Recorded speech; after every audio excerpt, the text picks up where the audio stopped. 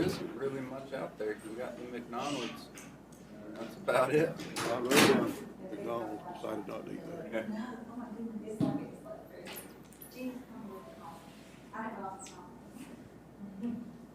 That time is the hour.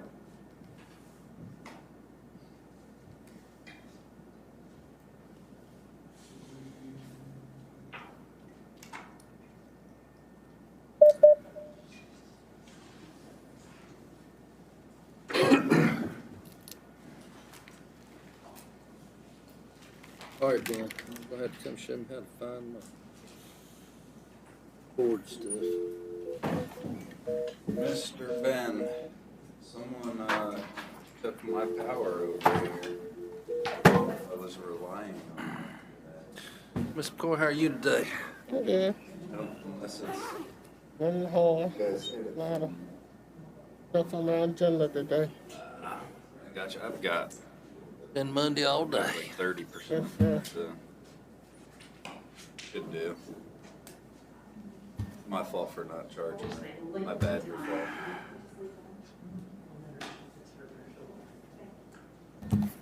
Ben, before you leave, come here. Show me how to pull my agenda stuff up.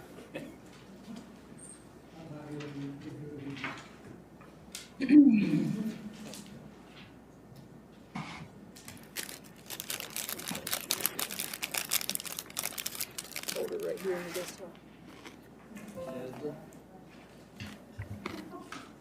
That's what it is I couldn't find.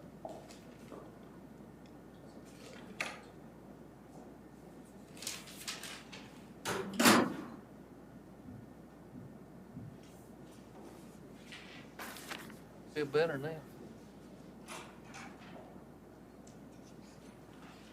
I'm gonna have to check and see if it's in the budget. We're gonna take care of it, don't worry. Or Lindsay out, personal.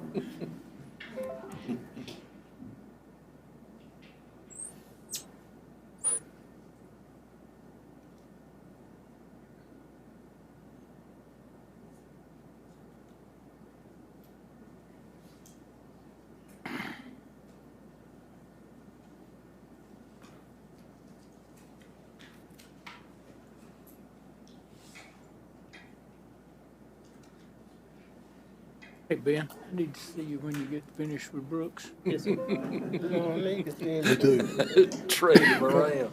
I forgot my password.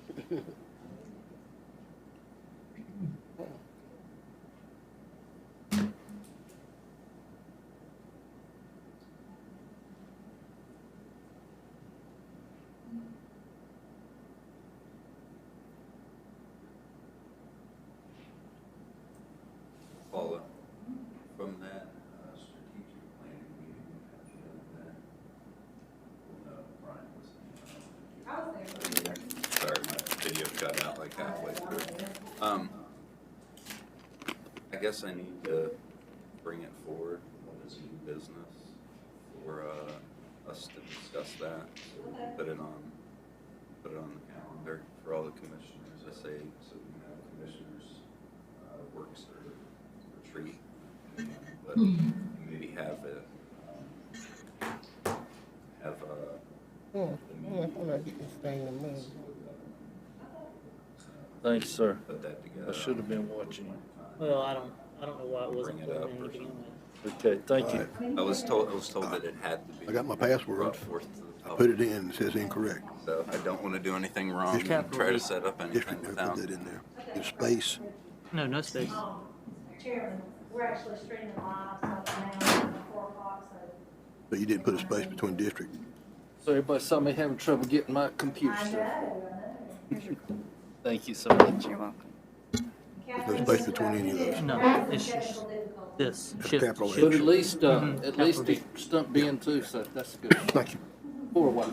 I need the two, I forgot my, what is that password? I got it, but I just, so many things in my mind that they just ain't it. Thank you. That's Captain. Oh, that's trying to put. I was trying to put it like it was before. Mm-hmm. That's what it was. I know. No, I know. I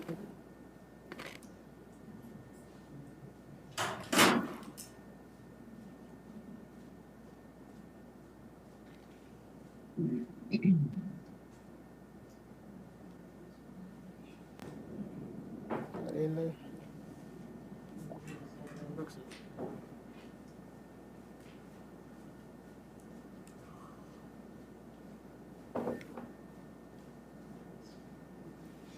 Becky? I got it figured out.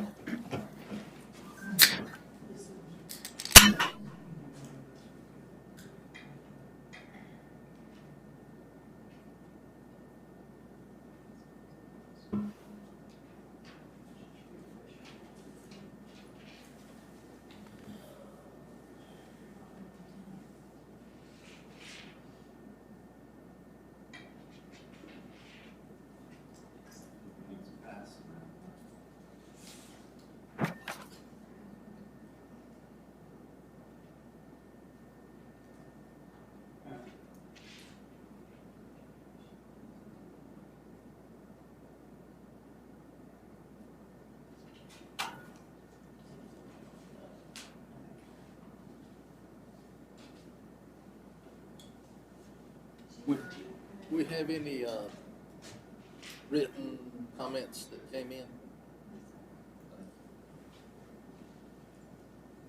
We ready? Okay, sounds great. You want to introduce? Well, if you would just announce the meeting and then we'll. All right, very good.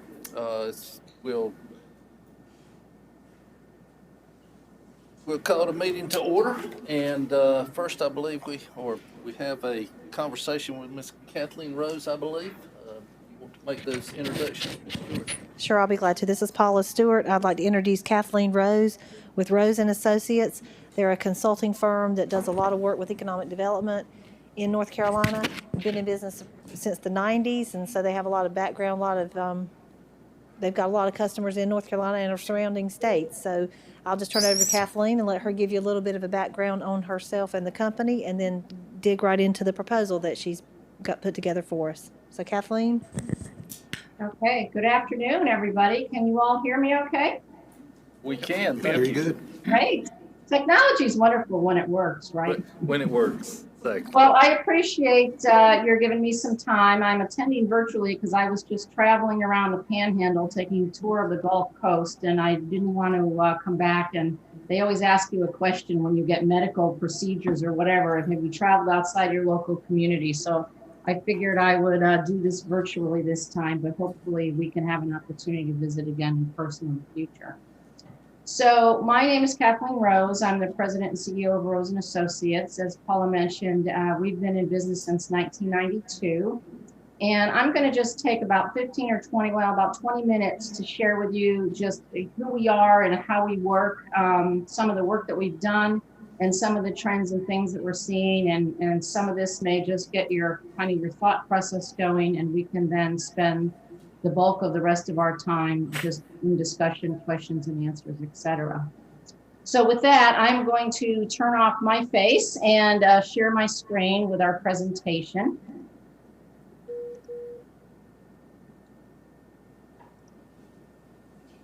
Can you all see that okay?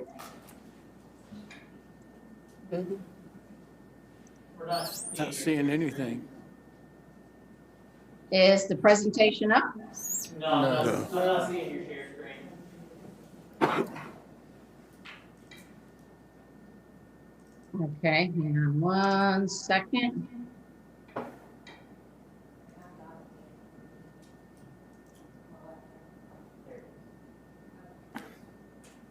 How about now? Can you see it? Yes. Okay. Now. Very good. Okay.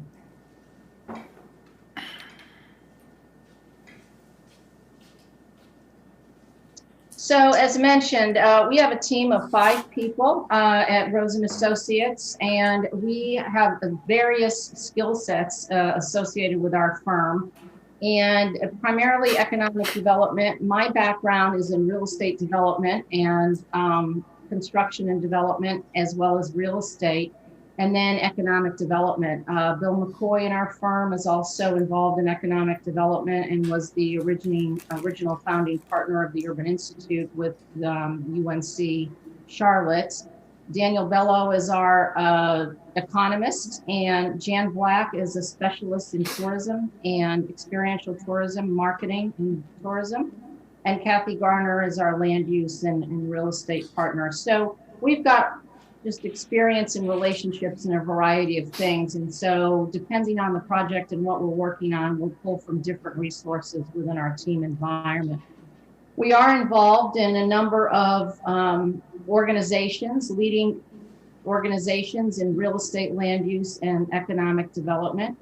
Our work really constitutes three different tranches: private, public, and institutional. So we've done work with large development firms, helping them put strategy together for large land use parcels, particularly mixed use.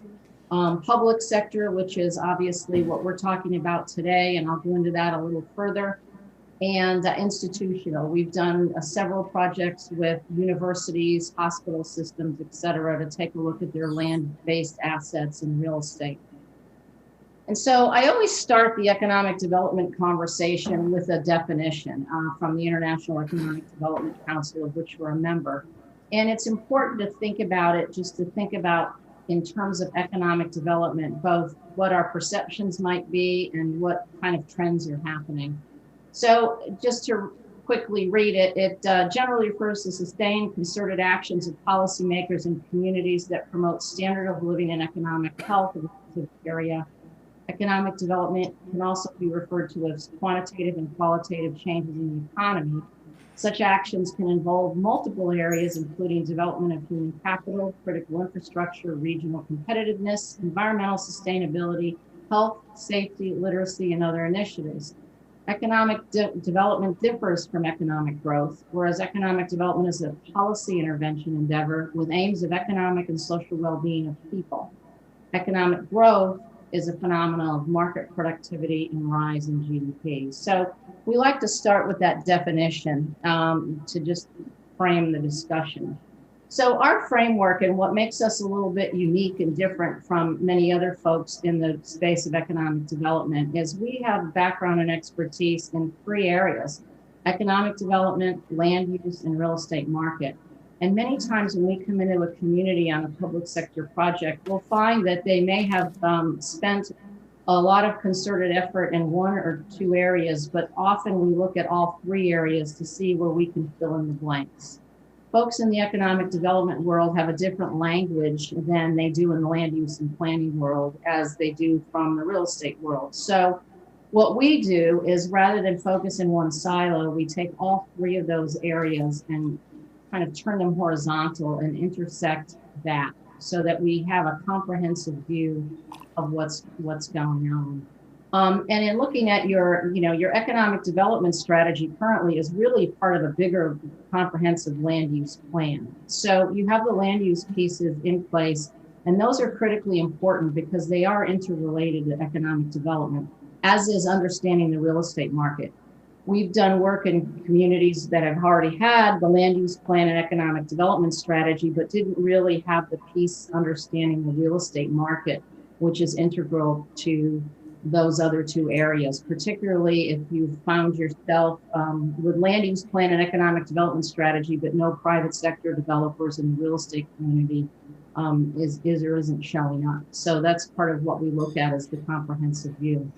So typically, the four tranches of economic development are attraction, which is, attracting large scale job creators, business retention and expansion, small business and entrepreneurship, and tourism.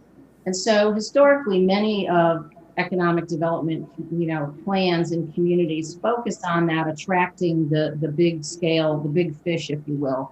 But what we're finding is that with the dynamics in the market and so many people competing for a very small number of large scale projects, many times communities spend a lot of time and resources and focus on projects that may or may not occur every 8 to 10 years. So we take a look at, again, at the other three areas to see where you can fill in with some of these strategies. And so our process includes what we call our I process, 5 stages of investigation, immersion, ideation, interaction, and integration. And I'll kind of go through these a little bit, each step at a time. So the first step, investigation, is a tour, a site tour that we would come and do. We'd probably have a couple of days of meetings to understand the community and the market. You've got obviously 5 different municipalities there. So we'd want to take a look at what's happening in terms of the entire county, but as well as the communities that are involved. So when it comes to investigation, really the questions we help our clients ask themselves is, who is our customer? Who is it that we are trying to target and attract? What are our assets? Again, you've got 2 hospitals, universities, higher education institutions. You've got natural resources. You've got, from what I understand, ample water and sewer.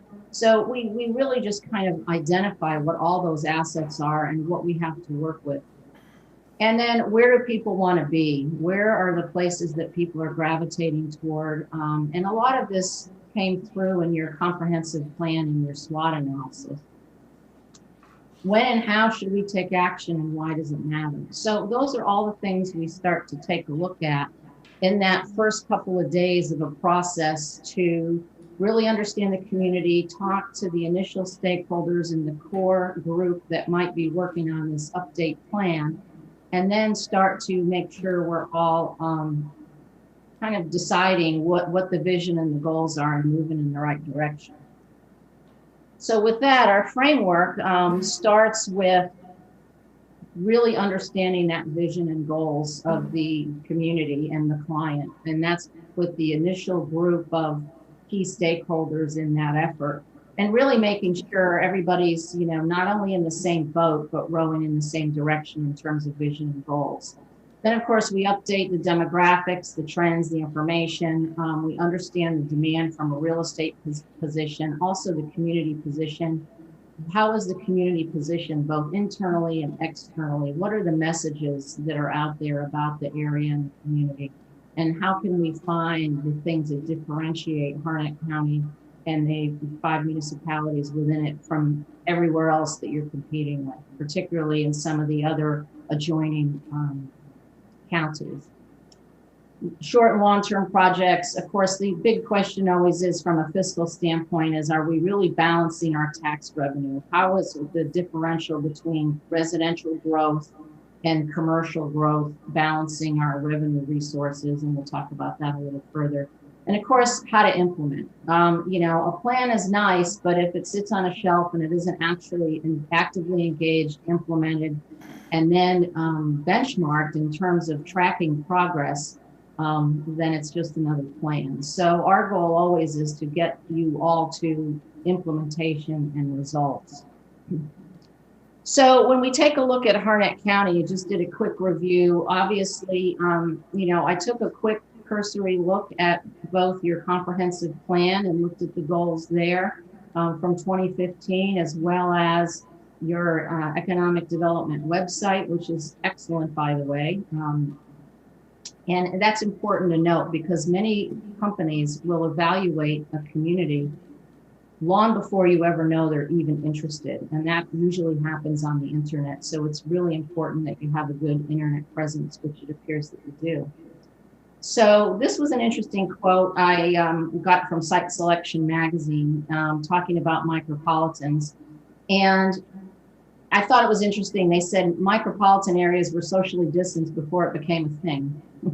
Defined as populations between 10,000 and 50,000, synonymous with entire counties, populations, rolling hills and valleys. Others benefit from proximity to larger metro areas, not too far away, but just enough to avoid being annexed for now. Just asked a perennial former #1 micro, Statesville, Roseville, North Carolina, which got swallowed up by the Charlotte CBSA several years ago. Coincidentally, we are currently working with a land planning firm that's doing the Statesville Comprehensive Land Use Plan, and we are doing the real estate piece for them on that effort. So again, I just wanted to do a quick snapshot. We talked about updating your plan in terms of just where are we today versus what it looked like in 2015. So we do a quick snapshot overall of the community, just to take a look at the dynamics going on there. And many of these things were confirmed from what we saw in your SWOT analysis in terms of income, education, population growth, employment, and those sorts of things. And what was interesting to note, there's always little key elements that we try to identify and look for. And one of the things that was really most interesting was your age. Median age of 35, you really have quite a young population.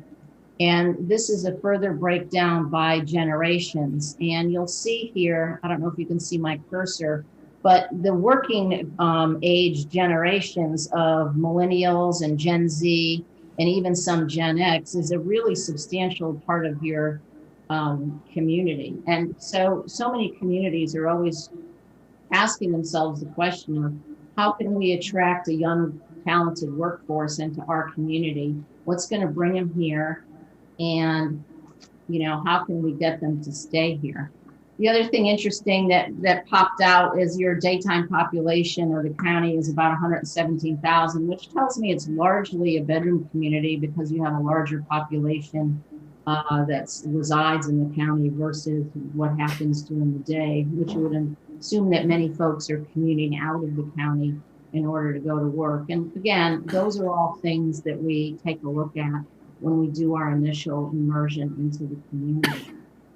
So from the standpoint of once we collect all the data, which would be not only updated demographic economic data, we take a look at, a deep dive into your your plan from 2015. We look at any other plans and studies that may have been done, not only for the county, but in the individual municipalities that you have, just to get a full immersion and understanding of what's happening in the community and what dynamics are at play. And so from that, we take a lot of that information and we start to formulate ideas and get into our analysis. And the primary analysis we use is economic base analysis, which tells us what the economic base is of the community. Again, you've got a great location and a very good website that's already identified a lot of those key cluster industries and dynamics. So clearly your economic development, Paul and the Economic Development Council have a clear understanding about what drives the employment in the community.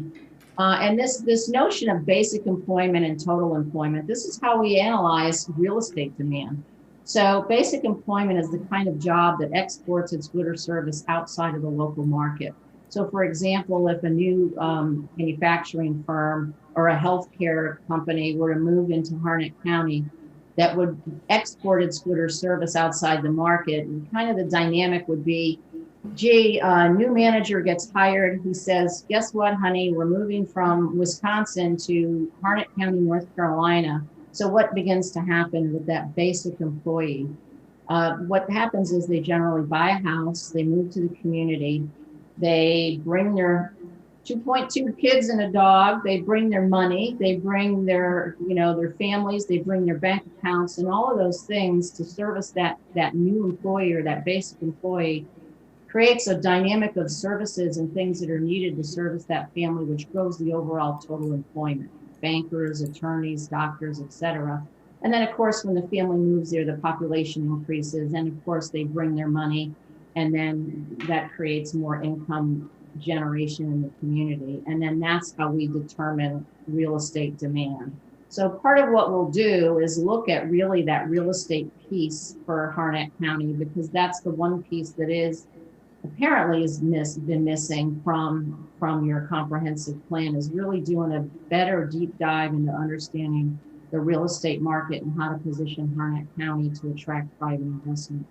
Central place theory talks about centralized areas such as a hospital that create activity around it.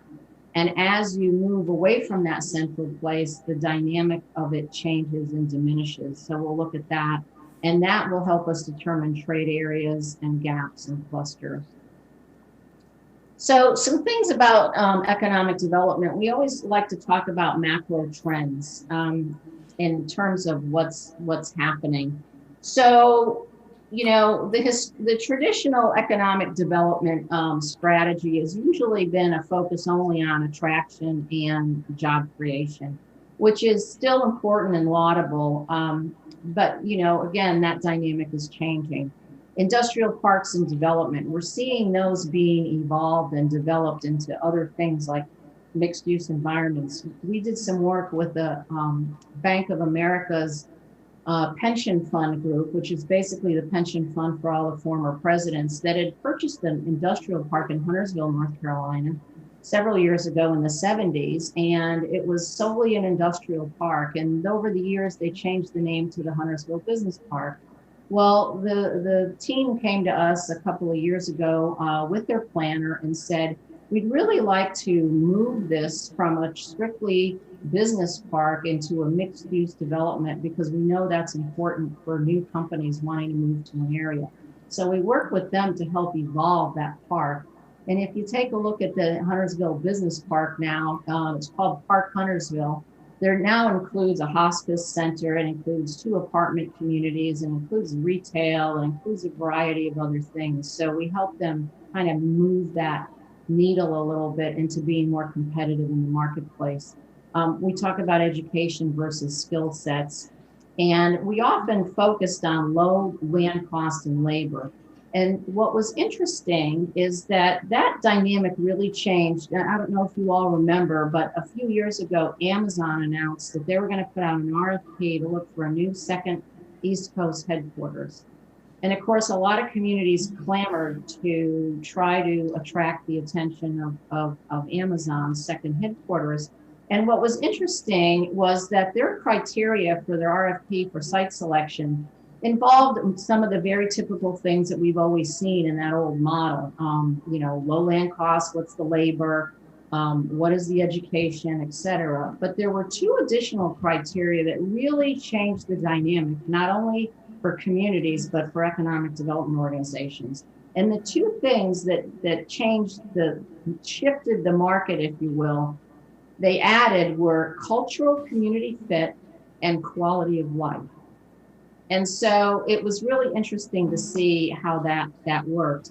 Of course, we all heard the story about how they were attracted to New York and they had these runners up. And, what was interesting is the economic development folks focused on attracting and getting, into the top 5 category, but then the elected officials weren't on the same page and had a different opinion about that. And so, of course, they ended up going to a different community. So it's really important that, both the economic development efforts and the strategic stakeholders and the elected officials all kind of, not only get in the same boat, but row in the same direction. Because if not, it creates confusion and conflict in an economic development effort. And that has now come back to bite, certainly New York and the boroughs in New York in terms of people, companies feeling comfortable in that dialogue. So again, some of the new order is work-life blend. Millennials, of course, we talk about attracting not only millennials, but Gen Zers. Boomers also in on retirement and encore careers, and we'll talk about that in a few minutes. Mobility and connectivity. Folks are looking at alternative ways to move around. And so it's not just about transportation anymore, it's about mobility and connectivity. Obviously, in the advent of COVID, public safety and open space are important. You'll see the images here. That's parking spaces, and the on-street parking were converted into a park during the COVID crisis. And of course, on-demand real estate and online shopping has just been accelerated. Many of the communities we're working in have asked, what's the difference between pre-COVID and post-COVID? And, we have found that yes, some dynamics have changed, but many of them just simply got accelerated, like the advent of online shopping. The other image here is the Amazon Go store, which is a scaled down small version of the grocery operation. They tested this after they bought Whole Foods. And basically this is grab and go. You don't have to interact with any people. Everything's scan coded and it just automatically rings it up and puts it on your credit card as you walk out the door. It's kind of interesting. So technology is playing a big role in what's happening. So this was kind of interesting. Pew Research, you know, we found through the coronavirus pandemic a new wave of migration, and seeing folks moving out of high cost states into lower cost states, and certainly North Carolina has been a beneficiary of that. They're now saying that Pew Research that 71% of Americans are working from home. So what's really important here is that employers understand that, employees understand that. But now, you know, in the old days and in the old dynamic, you know, folks went to wherever the job was. So if your company moved to Harnett County, you moved to Harnett County. Well, now folks can decide where they want to live, and then look, the younger generations look for the job after they've decided where they want to live. And so that dynamic has really become truly evident as a result of this pandemic. So I take this in the context of tourism, because this is 2020 at United Van Lines as well as U-Haul. Every year they do a study on what's going on in terms of who's moving where. And you can see just the general shift in population from the Northeast to the Southeast, and from some of the, you know, the Western states in the dynamic of what's going on. And obviously the Carolinas and Tennessee have benefited greatly. And I don't need to tell you all that, because you're seeing it on the ground there in Harnett County. The expansion of growth in the Raleigh-Durham MSA has been exponential. We've done quite a bit of work both in the city of Raleigh and some of the surrounding communities, one being Roseville, I'll talk about in a minute. But what we want to make sure communities remember is that new residents that decide to live somewhere come first as a visitor. And what happens is they come as a visitor, they look around, and again, they do a lot of their research on the internet first. And 14% of them that we've, Turbo Tourism, which is Carolina Living and Patrick Mason does a lot of research in this area. And 14% of them will move or start a business in the community. So what happens is they can drive economic development, not from the perspective of they're a tourist, they're going to just come visit and leave. So why do we really have to pay attention to them? You know, what happens is they come back, they end up moving there. And then they start to bring their family to visit, and they go out to eat, and then they begin to start thinking about establishing a new business. And all of those things come into play. So tourism is a very different dynamic than it was years ago in terms of its focus on economic development. So it's always important for us to think about. Migration begins with a visit. And so during our interaction phase, again, we do an initial tour of the market. We take a look at, take a look at the areas and talk to folks. But then we have some further discussion, community education, additional public and stakeholder feedback from the community. And you all will decide how far you want to reach out into your individual constituents in each of your districts. And one of the things that's been discussed is to hold a summit or a workshop to really focus on business and economic development. And we've done this for several communities. And what's important is that, you know, sometimes some of our best assets within a community are the existing businesses that are there, such as the hospitals, universities, major employers. And many times the community doesn't sit down and ask them, how's it going? You know, what do you need from us? What things are you struggling with?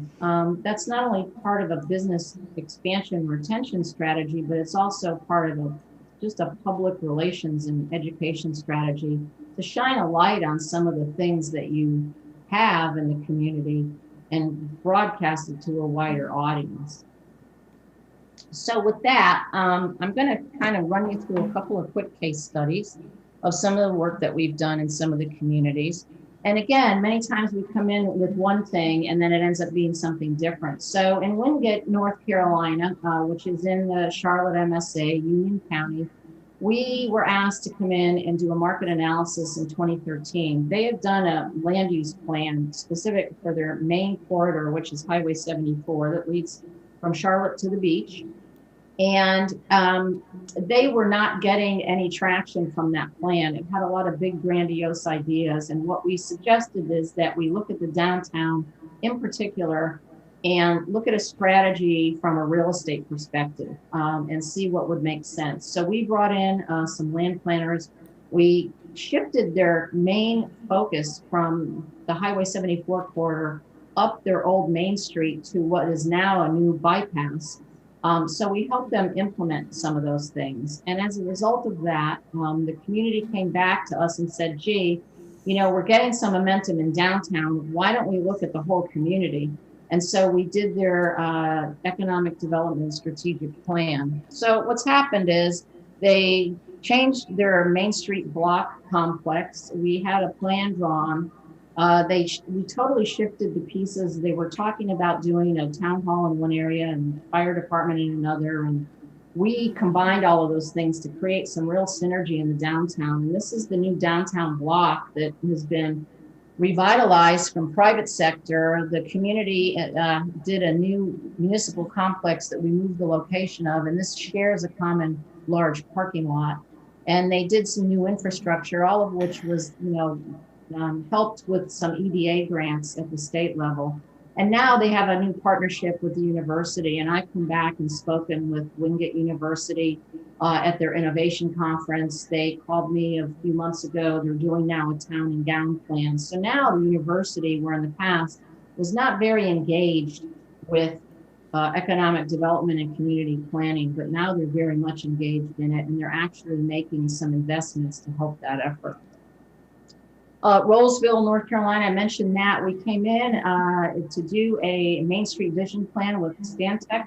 This was driven by a transportation plan. Highway 601 was a bypass highway that was created that unfortunately did what they were afraid was going to happen, was it impacted Main Street.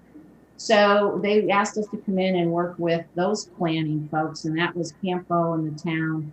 And we came in with them to help create that Main Street vision plan.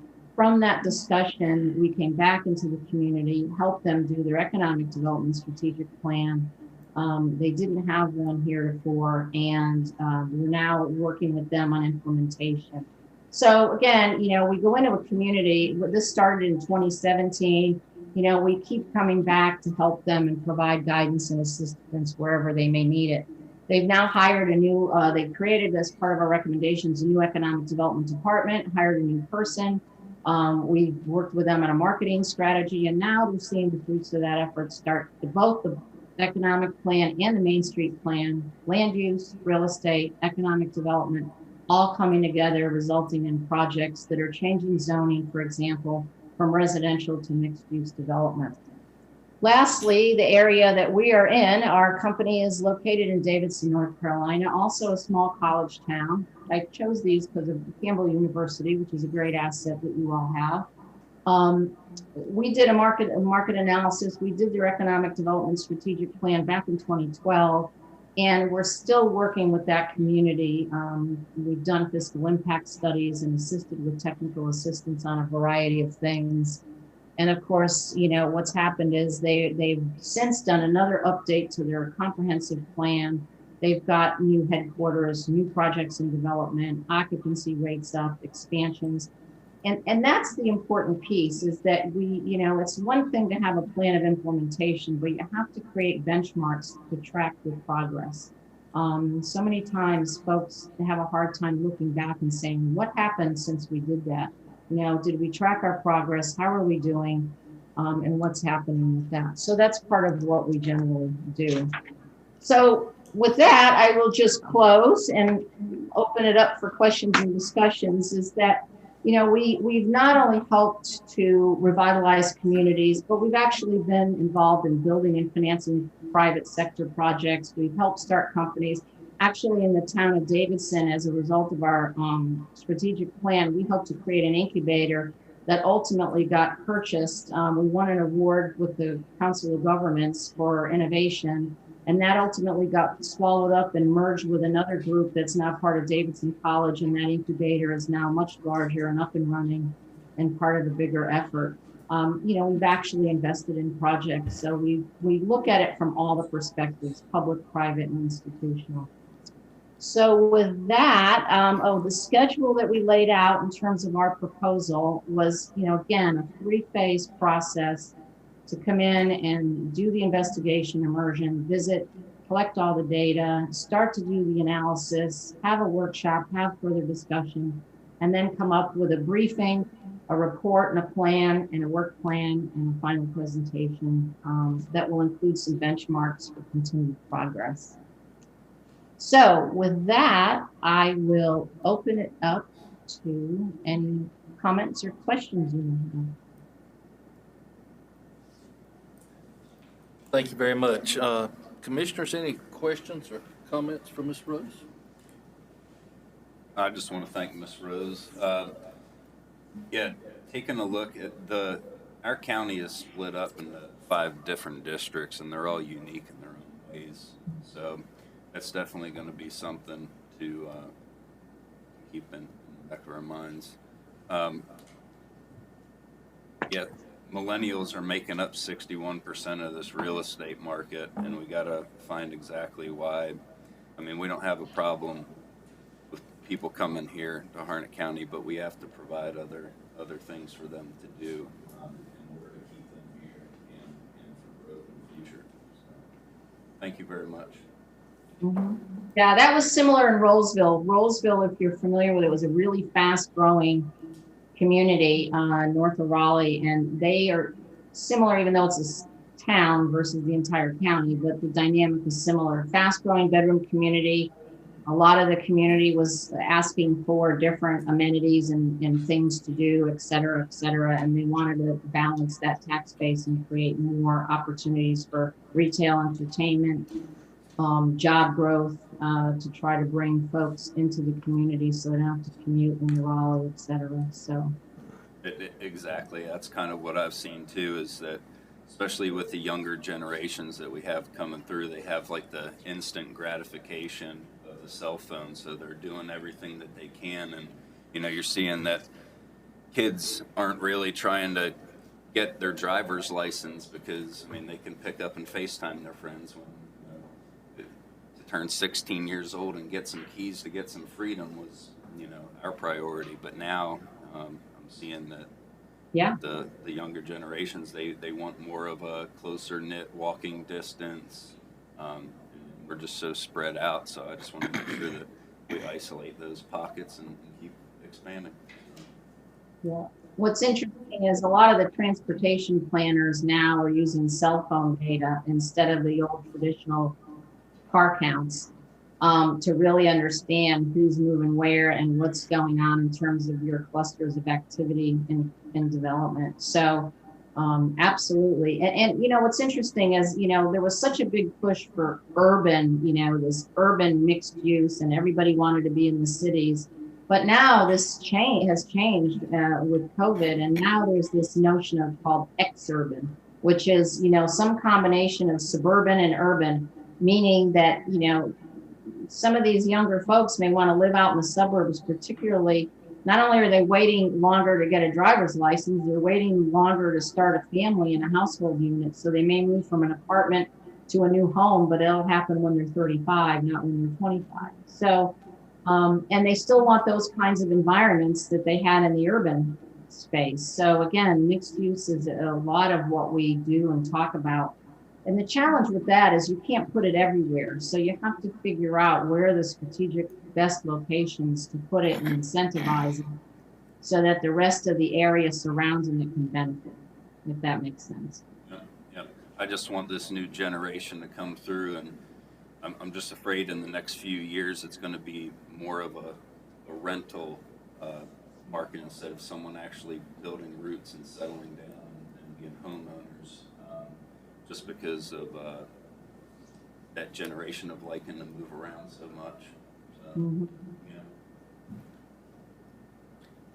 I'd like to ask, what is your anticipated time frame for conducting this survey? Well, as mentioned, let me see if I can pull back the process. So phase one, we had about 45 days, and phase two, 60 days, and phase three, 60 days. So about, 4 months, 5 months. And a lot of that just depends on your all schedule and how we can schedule things. And obviously, we always temper it depending on what's going on, particularly with COVID and people being able to get together and discuss things and brainstorm versus all virtual. Virtual is great, but it still doesn't have the same impact as it can with in-person meetings. So, as communities get comfortable and depending on what their metrics are telling them, all of that is a little bit fluid. So I generally say about 4 to 6 months on average. Okay, thank you. Thank you for your presentation. That was very informative. I look forward to seeing the results of the study.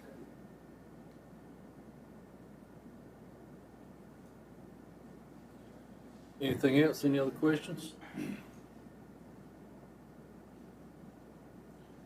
Okay, Ms. Rose, thank you so much. I don't see anyone else that Okay. has a question at this time or a comment, but we do appreciate you sharing with us and appreciate, obviously, you've done your homework on our county, and we appreciate that and being informed for our time together today. Ms. Stewart, did you have anything you wanted to say? No, I'll just echo what you said. Thank you so much, Kathleen, for the time you put into this, and we appreciate your assistance with coming up with a proposal, and we will look over it and be back in touch with you as soon as possible. Okay, very good. Don't hesitate to reach out if you have further questions or comments. Thank you. Thank you. Thank you.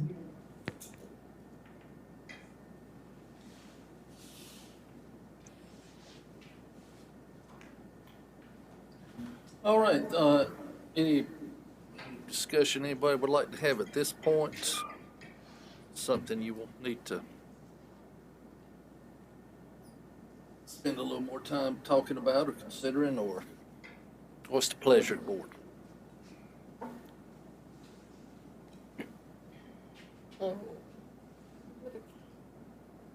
I would like to. I think now probably would be the right time. But what the question that I asked you, probably would be the right time to discuss it. After having the discussion in our session last week, and we were given the challenge, Mr. Nichols and I, Paula, to bring back our report on how we're going to address the issue of racial injustice in this county.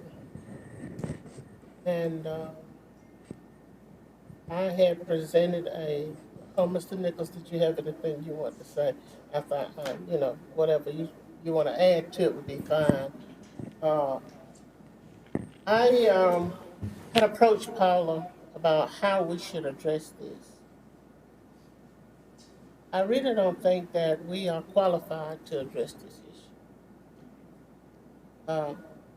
We don't have the knowledge, nor have we done the research on how to address it, because the issue affects a lot of different areas, even economic development, how we hire, job hiring, and even down to, I would think it would affect every department in this county. I don't want us as commissioners taking this challenge on ourselves, or taking this challenge on by appointing commissioners to address the issue. We're certainly not the worst county in the state, but we do have some issues that need to be addressed. And I have been talking about this for many years now because I do feel that at some point someone is going to address this issue and they're going to involve the federal government because there are things here that we are not that we don't quite have in place. And no one really is to blame for it. It's just that we get complacent in how we do things every day. So my suggestion is that we not try to tackle it as commissioner board, but work with other agencies and other institutions that can address the issue for us.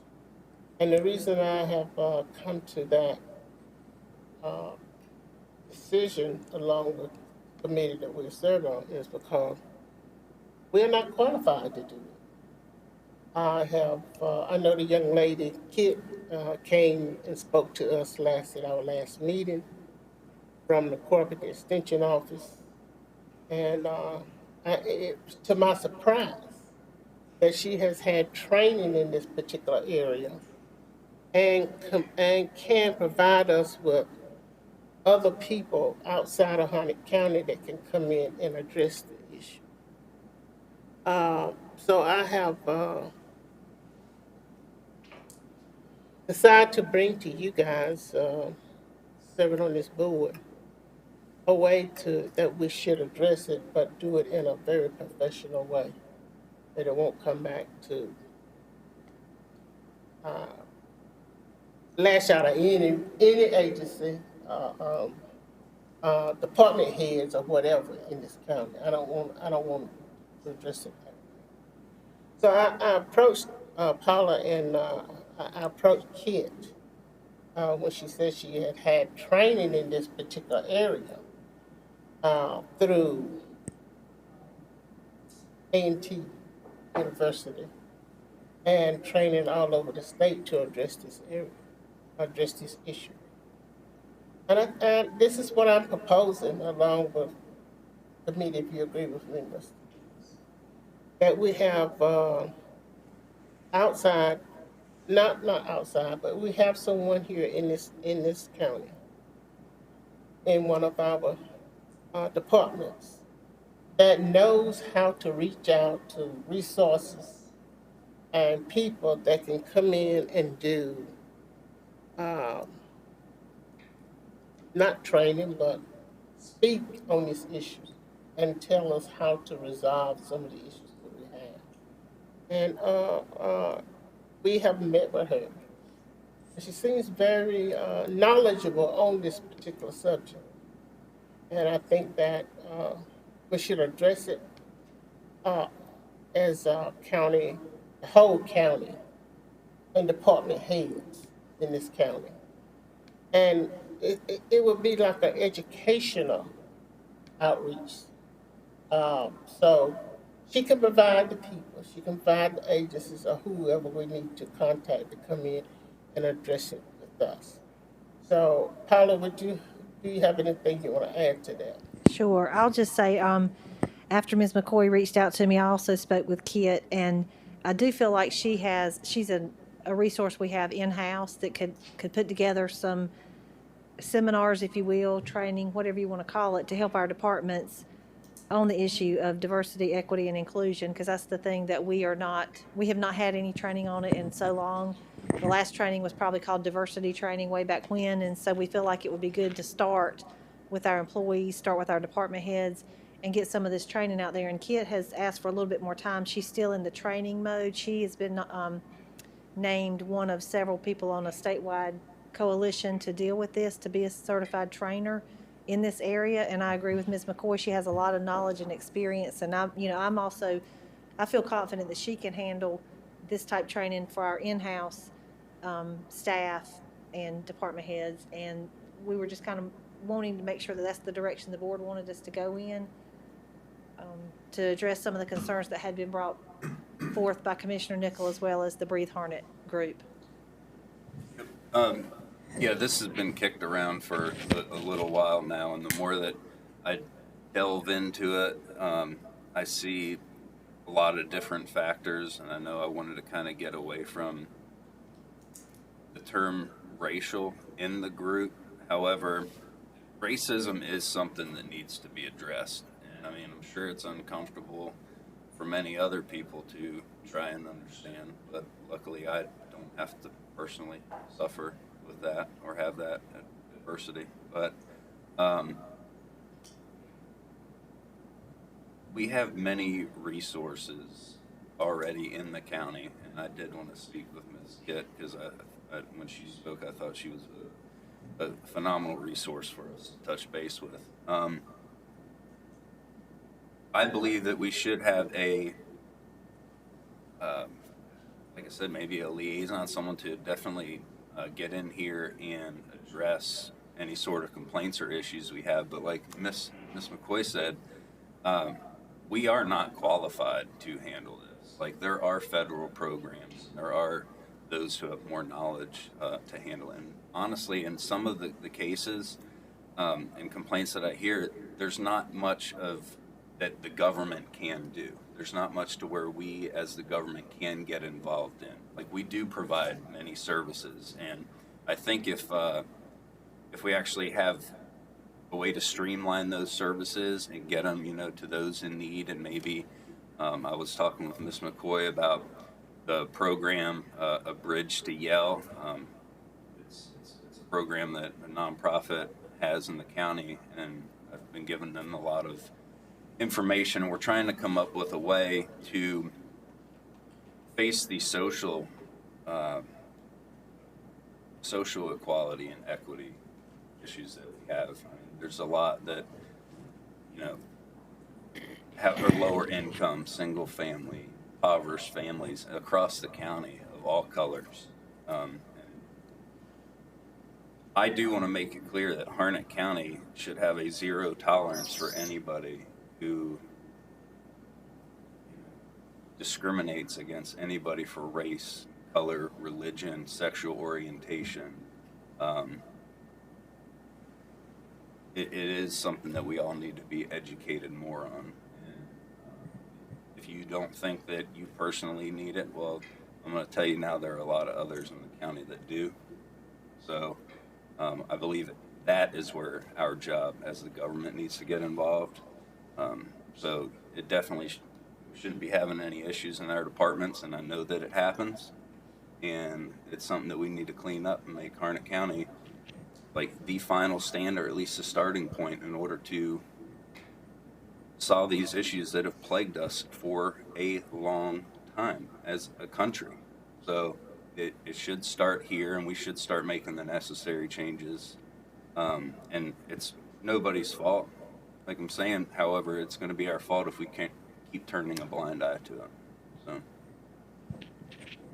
I just want to add one thing to it. Yes, sir, Mr. Snow. Mr. Chairman, if I can make just a point of order, I can appreciate the discussion on the diversity aspect of this, but this work session was called for to hear the Rose's report and to discuss that report and any other economic development matters. And I'm sure diversity can be related to that in some ways, but I think we should save these discussions either for new business at another regular meeting or whatever, as opposed to this meeting here.